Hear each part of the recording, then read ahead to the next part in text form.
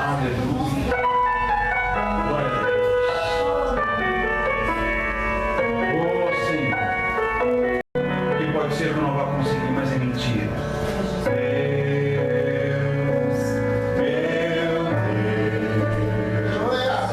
Tudo está tão difícil pra mim.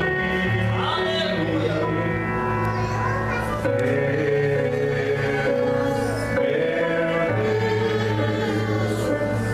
Muitos me perguntam onde tu estás. Lembro de mim, minha alma se aguarda. Mas tua mão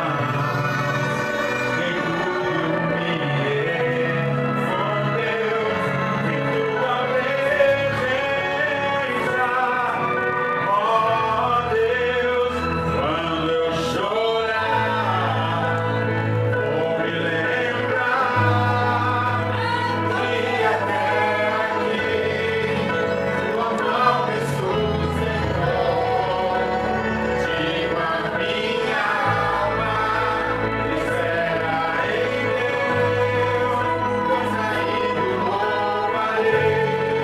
alma, espera em Deus, pois ainda o louvarei, eu louvarei.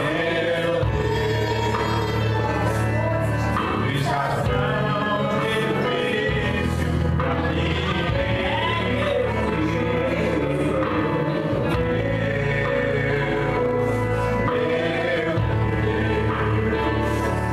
Todos me perguntam onde tu estás. Lembro de mim, minha alma se aguarda. Mas tua mão em tudo me escondeu, em tua presença, ó Deus.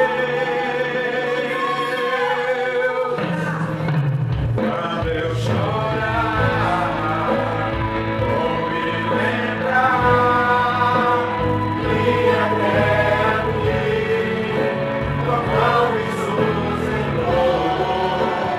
Digo a minha alma, espera em Deus, pois ainda o louvarei, eu louvarei.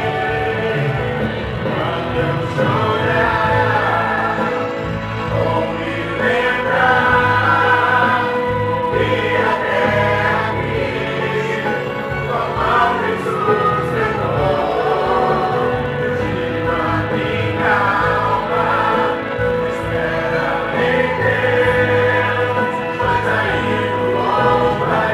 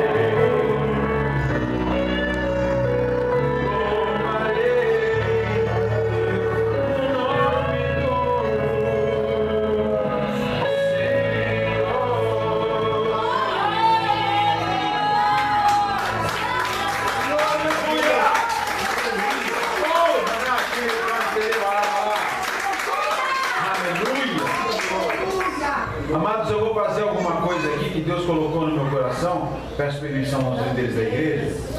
E eu gostaria que vocês, por favor, entendessem. Eu não consigo explicar, mas eu sei que Deus vai explicar. Eu gostaria que vocês que estão aí ao fundo se agrupassem um pouco mais aqui, na medida do irmão que está filmando aqui para cá. Tentem se agrupar aqui, por favor. Aleluia. Aleluia. Tentem, por favor. Glória a Deus. Entendam que vem do próprio Deus. Aleluia. Desculpa, viu, irmão? O ventinho estava tão bom lá, né? Me perdoa. Mas Deus vai ficar soprando em você. Amém? Glória a Jesus. Amém. Amém. Muito obrigado, amados. Eu vou ler mais uma vez o texto. E já que vocês abriram a Bíblia, eu gostaria agora que vocês prestassem atenção. Pode deixar, eu leio, vocês prestem muita atenção, mas prestem atenção em cada sílaba, em cada letra e em cada palavra. Eu vou tentar ser o melhor possível na leitura, pode ter certeza. Diz assim a palavra do Senhor, em 2 Reis 5. Naamã, comandante do exército do rei da Síria, era grande homem diante do seu senhor e de muito conceito, porque por ele o Senhor dera a vitória à Síria. Era ele herói de guerra, porém leproso. Saíram tropas da Síria e da terra de Israel, levaram cativa uma menina que ficou ao serviço da mulher de Naamã. Disse ela à sua senhora: tomaram meu senhor estivesse diante do profeta que está em Samaria, ele o restauraria da sua lepra. Então foi Naamã e disse ao seu senhor: assim e assim falou a jovem que é da terra de Israel. Respondeu o rei da Síria: vai, anda, e enviarei uma carta ao rei de Israel. Ele partiu e levou consigo 10 talentos de prata, 6.000 ciclos de ouro e 10 vestes festivais. Levou também ao rei de Israel a carta que dizia: logo em chegando a ti esta carta, saberás que eu te enviei Naamã, meu servo, para que o cures da sua lepra. Tendo lido o rei de Israel a carta, rasgou as suas vestes e disse: acaso eu sou Deus, com poder de tirar a vida ou dá-la, para que este envie a mim um homem, para eu curá-lo da sua lepra? Notai, pois, e vede que procuram um pretexto para romper comigo. Ouvindo, porém, Eliseu, homem de Deus, que o rei de Israel rasgara as suas vestes, mandou dizer ao rei: por que rasgaste as suas vestes? Deixa-o vir a mim, e saberá que há profeta em Israel. Veio, pois, Naamã com os seus cavalos e os seus carros, e parou à casa de Eliseu. Então Eliseu lhe mandou um mensageiro dizendo: vai, lava-te 7 vezes no Jordão, e a tua carne será restaurada, e ficarás limpo. Naamã, porém, muito se indignou e se foi, dizendo: pensava eu que ele sairia a ter comigo, por-se-ia de pé, invocaria o nome do Senhor, seu Deus, moveria a mão sobre o lugar da lepra e restauraria o leproso. Não são porventura Abaná e Farfá, rios de Damasco, melhores do que todas as águas de Israel? Não poderia eu lavar-me neles e ficar limpo? E voltou-se e se foi com indignação. Então se chegaram a ele os seus oficiais e lhe disseram: meu pai, se te houvesse dito o profeta alguma coisa difícil, acaso não a farias? Quanto mais, já que apenas te disse: lava-te e ficarás limpo. Então desceu e mergulhou no Jordão 7 vezes, consoante a palavra do homem de Deus, e a sua carne se tornou como a carne de uma criança e ficou limpa. Só até aqui. Deus, nós te pedimos nesse momento que muito mais que a minha ciência, que muito mais que o ensino que o Senhor me proporcionou, que muito mais que a sabedoria que o Senhor colocou na minha mente e no meu coração, que muito mais, Deus, que todos os ensinos, que todos os livros que o Senhor me possibilitou ler, fale nesse momento, Deus. A minha concepção e a minha forma de pensar nada vale nesse momento. Eu me dispo de tudo isso, Deus. Eu entrego no teu altar e me coloco agora à sua disposição, Senhor Jeová. Deus, eis aqui o teu povo, eis aqui os seus ministros, eis aqui os anjos desta casa, Pai. E eu coloco a minha vida, a da minha esposa, de toda a igreja e de seus líderes sob as suas mãos. E peço nesse momento, Deus, que por conta da fidelidade que nós estamos empreendendo em Te escutar e Te obedecer, as nossas vidas sejam salvaguardadas pelo Senhor. Coloca-nos embaixo das Suas asas, a nós e a quem nós amamos, desde agora e para sempre, em nome do Senhor Jesus Cristo. Amém. Glória a Deus. Nós temos aqui uma história muito conhecida e acho uma das histórias mais notáveis daquilo que Deus fez com o homem dentro dos textos bíblicos. Por quê? Porque se trata de uma situação onde a Síria, segundo o que conta a história, ela era parceira de Israel. Ao contrário da Assíria, que era inimiga mortal. E Deus, muitas vezes, em muitos textos da Bíblia, Deus usa um povo ímpio para abençoar o seu povo santo. A Síria é uma dessas histórias, porque uma das maiores características da Síria é ser totalmente idólatra. A Síria, ela tem em todas as suas crenças, ela tem um ídolo, ela tem um Deus. E muitas vezes me chamava a atenção, como ainda hoje chama, a forma como Deus usa certas situações que para mim parecem insanas, para confundir aquelas que são sãs e para fazer os milagres acontecerem em favor daqueles que o louvam e o temem. Quantas vezes eu já vi isso? E essa é uma situação em que eu vejo Deus fazer mais uma dessas coisas. Por quê? Em primeiro lugar, segundo o que conta o autor do segundo livro dos Reis, ele fala de um homem chamado Naamã e dota esse homem, segundo o texto, de todas as qualidades possíveis e imagináveis. Aqui na Bíblia fala que ele era um homem de grande valor, muito conceito. O Senhor dera a vitória à Síria por ele. Em alguns livros ele fala, em algumas tradições ele fala que era um homem valoroso. E em outras ele fala que era herói da guerra, e não de guerra, mas da guerra. Ou seja, qualquer guerra que tivesse, em qualquer inimigo que viesse contra a Síria, ele era o chefe e ele era um homem vencedor. E me chama mais a atenção quando vem uma vírgula e tem uma questão muito bem grifada chamada porém leproso. Ou seja, ele tinha todas as qualidades possíveis. Ele era um homem de inúmeras valorizações. Ele era um homem reconhecido, ele era um homem conceituado, ele era um homem valoroso, ele era um homem que ganhava muitas guerras, ele era isso, ele era aquilo, porém leproso. E quando eu vejo esse texto sendo tratado desta forma pelo próprio autor de 2 Reis, que segundo o que nós todos sabemos, foi inspirado por Deus, quando nós vemos esse grifo, nesse porém leproso, não é para se passar por cima, mas é para você entender que esse homem tinha todos os valores, todos os quesitos para ser o melhor homem da terra, mas ele não era o melhor, porque ele era leproso. E aí eu trago para a nossa vida Pastor Moisés, Evangelista Inês, Pastor Anês, Bispo Edgar e tantos outros que eu não conheço os nomes dos irmãos todos aqui.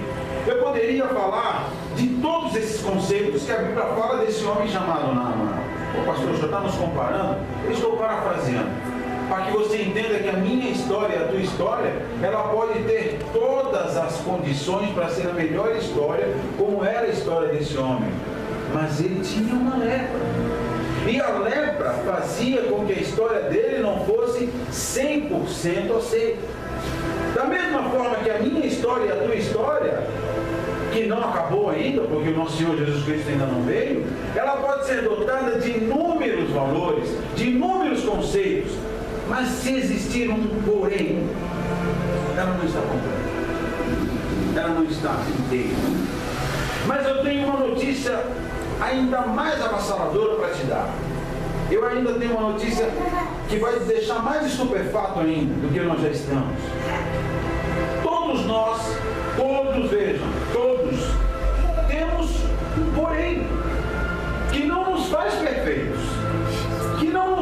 ser perfeitos. A começar deste homem que está ministrando essa palavra hoje. A começar de mim, nós temos um porém. Este homem era leproso. O bispo deve ter um outro detalhe. A pastora Neide, um outro detalhe. A evangelista, outro detalhe. Cada um de nós, um detalhe. Porém, nós temos a responsabilidade de acertar isso. Vamos seguir o texto. Esse homem, ele tinha todas estas qualidades. Mas, segundo que livros de história, não está aqui, nesse livro, que é a Bíblia. Talvez porque esse detalhe não fizesse importância para o mérito da questão ao qual foi escrita a Bíblia. Mas, segundo a tradição da Síria, todo o chefe, todo o líder, ele tinha uma vestimenta que era adequada à sua postura, que era adequada à sua, digamos, à sua patente. Poucas pessoas sabiam que esse homem Naamã tinha uma lepra tão temerosa e tão grande. Por quê? Porque ele existia, ele exibia, e toda vez que ele aparecia com uma vestimenta de liderança. A ponto de só os mais próximos, só os de casa, é que sabiam daquela lepra que ele continha. Pode ser que isso aconteça comigo e você também.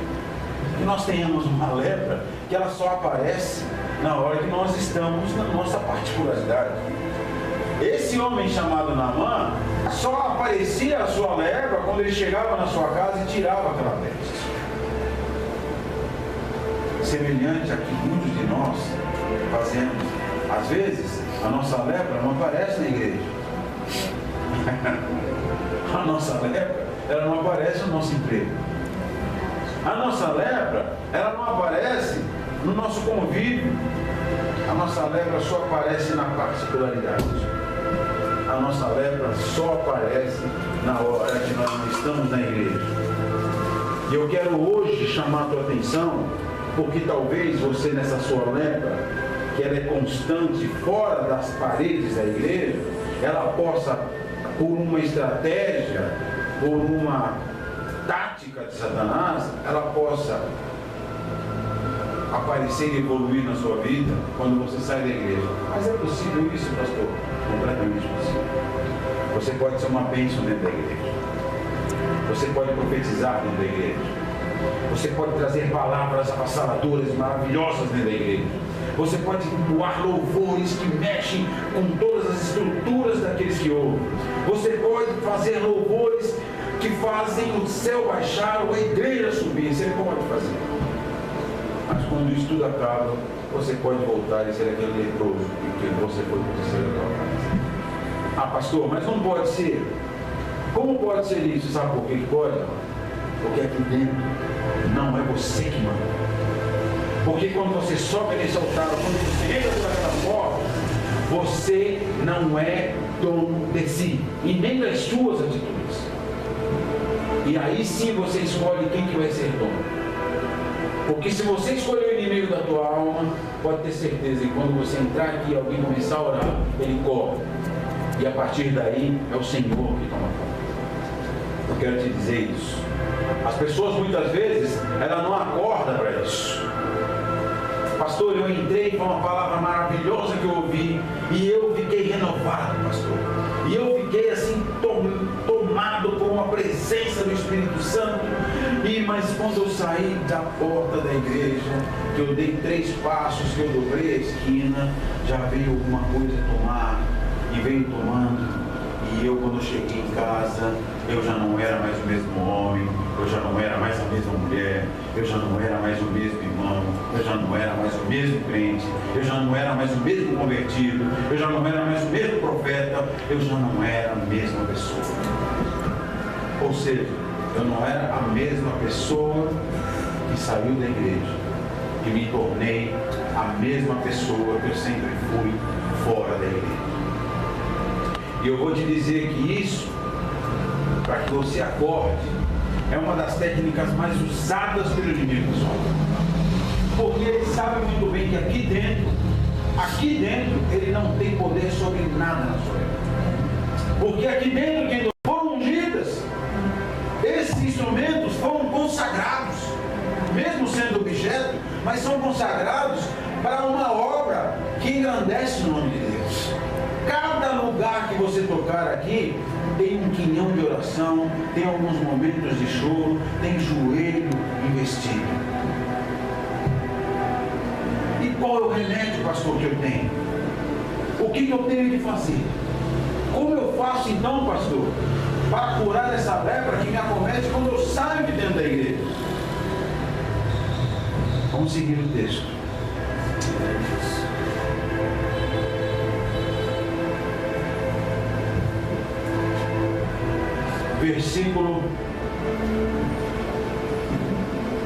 Versículo 11. Perdão, versículo 10.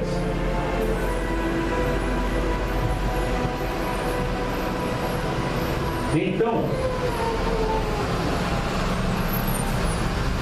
pega o versículo 9. Veio, pois, Naamã com os seus cavalos e os seus carros e parou à porta da casa de Eliseu. Então Eliseu lhe mandou um mensageiro dizendo: vai, lava-te 7 vezes no Jordão, e a tua carne será restaurada e ficarás limpo. Algumas vezes eu fiquei perguntando para mim: poxa vida, eu acredito que muitos de vocês também se fizeram essa pergunta. Poxa vida, mas como que o profeta, essa indignação que o próprio Naamã sentiu, muitos de vocês podem ter sentido. Como que o profeta recebe a pessoa lá e não pede nem para a pessoa entrar dentro da casa dele? Como que o pastor e a pastora, sabendo que eu estou acometido de problema, não atendeu um telefonema meu?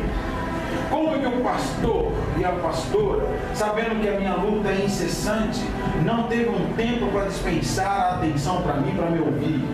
Como que o pastor e a pastora, como que o profeta que veio pregar, nem sequer estendeu a mão sobre a minha cabeça para orar? Porque eu quero que você entenda uma coisa: nós não somos super-homens, apesar de muitas pessoas pensarem.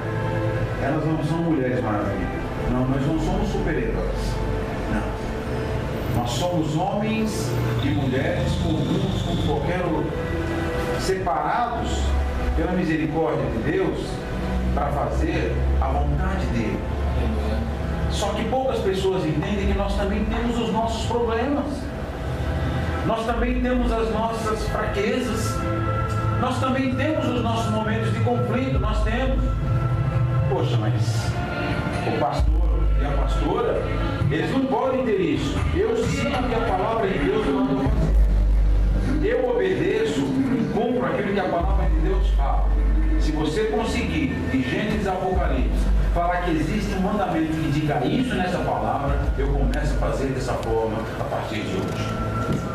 Se existe aqui um texto que fale que eu tenho que ser um super-homem, mesmo quando o problema me acomete, mesmo quando a conta vem e eu não tenho dinheiro para pagar, mesmo quando alguém vem e ofende, me xinga, e fala que eu tenho, mesmo assim eu tenho que ser duro e não sentir absolutamente nada, se tiver que dando essa palavra, esse ensinamento, eu passo a fazer. A palavra de Deus fala que um homem chamado Elias, e eu não vi profeta maior que esse homem na terra. Esse homem venceu, foi 450 profetas no peito. Só ele, mais ninguém. E Deus ficou com ele, porque no momento que ele orou, Deus mandou uma labareda de fogo que consumiu tudo aquilo que tinha sido oferecido por esses 450 profetas e mais. Depois disso tudo, Deus concedeu eles sozinho, mataram a todos. Antes de 24 horas, uma mulher de 1,5 m falou: olha, eu vou matar você, e esse homem saiu correndo, parecendo uma galinha morta. Acometido de medo e pânico, mesmo depois de Deus ter feito tudo aquilo com ele. Prova para mim de que homem é comedor de arroz e feijão, e mulher também. Então nós somos passivos de todo tipo de mazelas, de todo tipo de medos, de todo tipo de dúvidas. A única coisa que nós não podemos negar e que nós não podemos nunca deixar para trás é que esse ministério que Deus nos deu sempre nos faz lembrar, na última hora, quando o medo está por acontecer, que Deus nos levantou na terra para interceder por vidas. E aí sim, é o momento em que nós voltamos atrás. E aí sim, é o momento em que nós voltamos e falamos: para, nós temos que voltar, nós temos que levantar e temos que ser homens de Deus e mulheres de Deus. Mas eu quero que você saiba muito bem disso. Até que isso aconteça, nós podemos errar, nós podemos nos amedrontar, nós podemos nos esvaziar, nós somos passivos de todo esse tipo de situação. Um outro detalhe que eu esqueci de falar: nós também erramos, mas nós reconhecemos. Amém? Amém.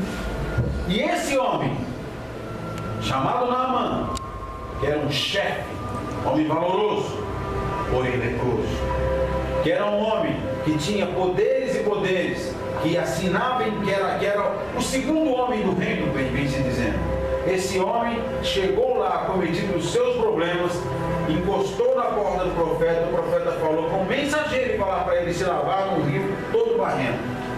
Esse profeta não deixou esse homem entrar dentro da casa dele, primeiro porque com certeza o profeta também tinha os seus problemas. A Bíblia não fala, mas o profeta também tinha os seus problemas. Profeta, pastor e pastora tem privacidade, ele tinha a sua. Ele não queria que aquele homem entrasse dentro da sua casa. E a Bíblia não me fala que eu não preciso fazer isso. A Bíblia não me fala que eu tenho que receber dentro da minha casa. A Bíblia fala que eu não posso negar ajuda. E esse homem não deixou de ser ajudado pelo profeta. Mas aí começam os problemas da rejeição. E é esse o problema que vai justamente entrar em foco com tudo isso que a palavra fala e com tudo isso que a campanha diz. O problema de quem está precisando, normalmente, é que quem está precisando sempre acha que o seu problema é o maior problema da terra. Quem está precisando sempre acha que o seu problema tem que ser resolvido na frente de qualquer outro problema. Quem está com problema sempre acha que o seu problema, se não for resolvido naquele momento, não vai ser resolvido nunca mais. Esse homem Naamã, aconteceu exatamente isso. Ele era um homem muito conhecido, então ele achou que ele deveria ter privacidade, que ele deveria ter prioridade. Esse homem era um homem muito poderoso. Ele achou que o profeta deveria levar isso em consideração e temer a posição dele. Esse homem era um homem que era o segundo do reino da Síria, então ele achou que pela importância dele, a lepra dele era até mais limpa do que a lepra de outras pessoas. E por esse homem ser um homem tão importante, ele achou que ele deveria ser igualado a Deus, porque Deus não pode ter nenhum problema. Mas o homem chamado Eliseu, ao contrário, se esvaziou de si e falou: olha, rei, você está com medo louco que esse homem vem aqui, não está? Você está rasgando as suas vestes, você está aí quase correndo aqui do reino, porque veio uma carta do rei da Síria e falou para você que você tem que curar esse homem. E por isso você está rasgando sua roupa. Pega a tua roupa nova, põe uma roupa bonita. Não precisa se humilhar, não. Manda esse homem vir, porque ele vai saber que tem profeta em Israel. Aleluia. Ele vai saber que tem homem de Deus nessa terra. Ele vai saber que tem um povo que ora aqui. E eu quero te dizer justamente isso, meus amados. Eu não sei qual que é a dimensão da tua lepra nesta noite. Eu não sei. Eu não sei qual que é a importância ou o que a tua lepra está fazendo com a sua vida. Eu não sei. Eu não sei realmente qual a quantidade da lepra que invade a tua vida nesta noite. Eu não sei. Porque hoje em dia a nossa lepra ela vem se acumulando, né? Hoje nós temos uma lepra, amanhã a gente adquire outra. Depois da manhã a gente adquire mais um.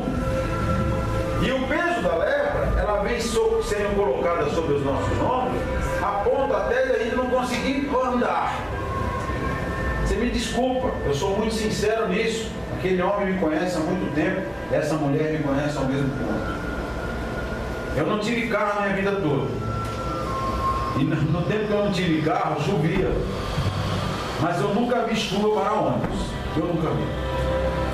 Eu nunca vi. Ah, mas e as enchentes? Um sempre passa. E eu, quantas vezes eles já me viram chegar a pé, quase não amei. Mas eu ia lá na igreja. Porque eu acho que crente, quando quer ser recebido, quando quer receber a bênção ela pode ser no começo do culto, no meio, mas no amém você pode ser muito bem abençoado. Realmente choveu no começo da noite, mas dá uma olhada, não está caindo uma cor. E Deus foi tão providencial que até eu me atrasei. Cheguei 8 horas, porque Deus queria que todos estivessem aqui. Porque Deus possibilitou a chance de todos serem alcançados. Aleluia! Mas se você está achando falta de alguém, não precisa achar não, porque está aqui quem veio atrás da sua cura, da sua meta. Aleluia! Esse homem foi mandado pelo mensageiro do rei a entrar no rio barrento, num rio sujo. Na verdade, o Jordão, ele é famoso nos textos bíblicos por 3 situações. Primeiro, porque foi um rio épico. Segundo, foi um rio que possibilitou o segundo evento de separação de águas. E terceiro, porque foi esse rio que até aqui, se você for seguindo a Bíblia, e for o Novo Testamento, ele tem uma outra importância, mas eu estou falando até aqui. Até aqui foram 3 acontecimentos que marcaram a vida e a história do Rio Jordão. Eu quero que você entenda isso. O Jordão, ele era sujo. O Jordão, ele era barrento. Você não sabia, você não enxergava nada embaixo dele. Mas o Jordão era um rio que tinha história. E tinha história de milagre. E tinha história de cura. Nós temos que nos apegar a isso. Nós temos que nos apegar a situações que nos lembrem milagre. A tua conversão lembra milagre na tua vida? Se apegue a ela. A tua conversão te lembra de situações que foram drenadas da sua vida? Se apegue a ela. O pastor, a pastora, tem história na tua vida, eles têm história de intercessão, eles têm história de oração, eles têm história de cura, eles têm história de socorro, eles têm história na sua vida com Deus. Se apegue a eles. A tua igreja, ela tem história na tua vida, honra ela. O Jordão era um rio que marcava histórias de milagre. E Eliseu falou: vai lá e manda ele se banhar 7 vezes. A primeira conduta desse Naamã foi falar: o que é isso? Eu tenho rios lá que são muito mais limpos, muito mais bonitos. São rios que têm uma clareza de água. Eu vou falar uma coisa para você. Muitas vezes o que é bonito, o que é bem apessoado, é o melhor para você. Às vezes o que é mais humilde é o que te alcança, é o que te aproxima mais de Deus. Às vezes o que é mais quietinho, é aquele que te faz ficar mais próximo de Deus. Então muitas vezes nós damos valores errados a coisas erradas. Esse homem aqui, Eliseu, falou para que ele fosse se banhar 7 vezes no rio. No primeiro ponto, na primeira atitude desse homem chamado Naamã, foi de falar: não, eu não vou me banhar nesse rio. É muito sujo. Não tem sentido. É louco isso. Tocado por uma fé que o próprio rei, que o próprio Naamã não teve, um dos seus empregados falou para ele exatamente isso. Falou: olha, se ele te pedisse alguma coisa muito difícil, meu senhor, com certeza o senhor faria. Mas o que te custa descer 7 vezes no rio? O máximo que vai acontecer, meu rei, é o senhor sair de lá e ter que trocar a tua roupa. Nós trouxemos um monte aqui. O senhor troca a tua roupa e só vai limpo, com a roupa limpa. E esse homem, amparado na palavra do seu servo, porque não foi a fé de Naamã que o curou, não. Foi a fé do seu criado. que conseguiu convencê-lo a ir. Foi quem fez Naamã ser curado da sua lepra. E hoje, talvez, o que talvez tenha feito com que você não tenha conseguido a sua lepra ser curada com tanta intensidade ou com tanta rapidez, é que talvez você hoje tenha tido oportunidade de trazer alguém para a igreja que tem uma lepra semelhante à tua e você se obstinou disso. Você se absteve disso. Não, a pessoa não quer ir. Não, eu não vou ficar chamando, não é de bom tom. Ah, não vai ficar chato, vai ter vergonha. Talvez em você possibilitando alguém de apresentar a sua lepra ao Senhor, você deixou de curar a sua. Porque a responsabilidade, a partir daquele momento, de curar a lepra do povo, é minha, mas também é sua. Hoje, Deus, nesse quinto mergulho, talvez Deus esteja fazendo com que os seus olhos sejam abertos, para que você comece a entender o caminho da sua cura total. E hoje que eu entendo, nesse quinto mergulho, Deus está limpando os teus olhos. A lepra que talvez estivesse tomando conta da tua visão, hoje Deus está tirando. Veja bem, nós não estamos falando de escama, nós estamos falando de lepra. A lepra, ela é porosa. A lepra é alguma coisa que se cobre. E hoje eu percebo Deus jogando óleo desse rio Jordão da sua vida, para que você nunca mais sofra da lepra da cegueira. Hoje é o dia que Deus escolheu para alcançar a tua vida. Minha irmã, você, desde que eu cheguei na igreja, desde que eu entrei aqui, e desde que eu te vi chegando, eu via você andando como se tivesse carregando uma mochila. Não sei se você consegue entender. Como se você tivesse uma mochila nas costas. E essa mochila, ela tinha um peso muito grande dentro. E eu via você quase como que se arrastando com essa mochila nas suas costas. De repente eu vi uma figura que eu não sei te dizer, eu não vou te dizer que é anjo, não. Mas também posso te garantir que não é inimigo da tua alma. Mas eu via como se tivesse alguém que abrisse essa mochila e eu via ela tirar 4 pedras dentro dela. 4 pedras.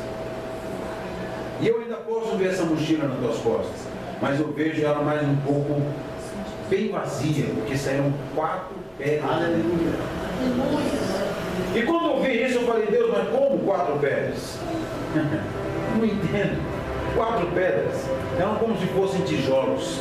4 tijolos que saíram dentro dela. E Deus pediu para te falar exatamente isso. Que esses 4 tijolos representam 4 pessoas. 4 pessoas que estavam atrapalhando o teu progresso. 4 pessoas que estavam atrapalhando a tua felicidade. 4 pessoas que estavam atrapalhando o seu caminhar. Essas 4 pessoas, a partir de hoje, não fazem mais parte do fardo que você carregava. Aleluia! 4 pessoas que, segundo Deus coloca no meu coração, você sabe bem quem são. E como Deus não é Deus expositivo, Ele só me falou até aqui e pediu para te entregar isso. Para a honra e glória do Senhor Jesus Cristo. Meu jovem, eu via você louvando aqui. E quando eu vi você louvando aqui, eu via de Deus falando o seguinte: fala para que Ele se aplique mais. Foram 3 mais que Deus falou para você se aplicar. Porque segundo Deus, Ele tem um propósito na tua aplicação no que diga respeito ao louvor. Deus quer te usar mais. Eu vou te falar uma coisa. Está aqui minha esposa que sabe bem da minha história. Os pastores que conhecem um pedaço dela. Quando nós congregamos no ministério juntos, eu entrei nesse ministério com um chamado de louvor já pronto. E quando eu entrei nesse ministério, Eu me apresentei, pronto, estou aqui, sou ungido, tenho um ministério. Quando eu era convidado, constantemente cantava nesse ministério, constantemente. Quando eu cheguei nesse ministério, falei, ó, estou pronto para servir aqui nesse lugar. A líder da época falou, tá bom, então vai o seguinte, 2 anos. Por 2 anos eu aprendi a adorar. Até então eu sabia como cantar. Deus tinha me dado a condição de cantar. Por 2 anos eu aprendi a adorar. Não estou querendo dizer que é isso que vai acontecer com você, mas quando Deus me fala para que você se aplique mais, é para que você acrescente nisso, nesse teu chamado, além de técnica, além de técnica e além de comprometimento, é o sentido da adoração. Não se preocupe em cantar, porque nós nunca cantamos. Se preocupe em adorar, porque a adoração é que comove, é que quebranta, é que quebra as cadeias. Amém? Recebe do Senhor. Amém? Amados, a palavra de Deus fala que no 7º mergulho esse homem foi curado.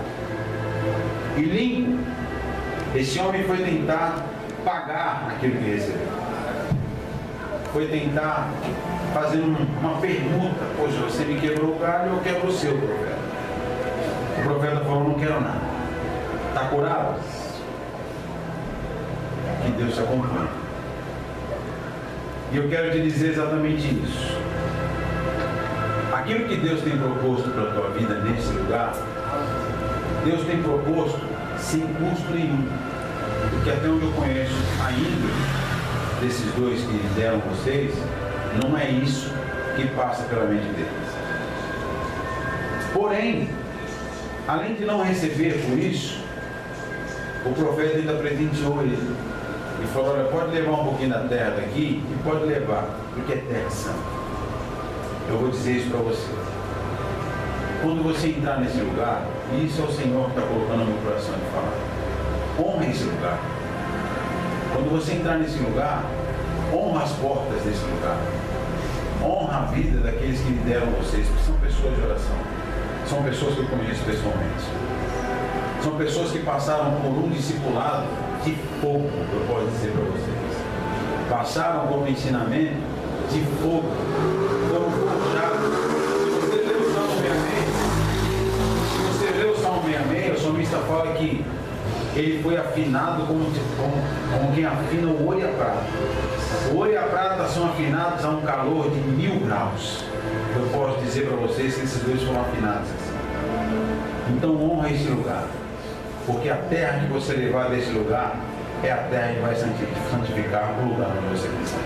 Amém? Eu quero que Deus abençoe a tua vida. Eu quero que Deus cure dessa lepra do 5º mergulho que vocês estão dando. Ainda existem 2 mergulhos para vocês lá. O 6º e o 7º. Mas que vocês cheguem nas suas casas hoje com mais da metade da sua lepra curada. E que a sua visão ela seja completamente restaurada para a honra e glória do nome do Senhor Jesus. E em todos os momentos, confie em Deus, porque Deus é comigo e é com vocês. Vamos louvar o Senhor do louvor. Glória a Deus. Aleluia. Acima de qualquer coisa, eu quero que vocês saibam que Deus, o Pai que nós confiamos, é o Deus que mesmo na última hora, mesmo no último momento, Ele é o Deus que age na minha e na tua vida. Não duvida, pode confiar, Ele está com você a todo momento.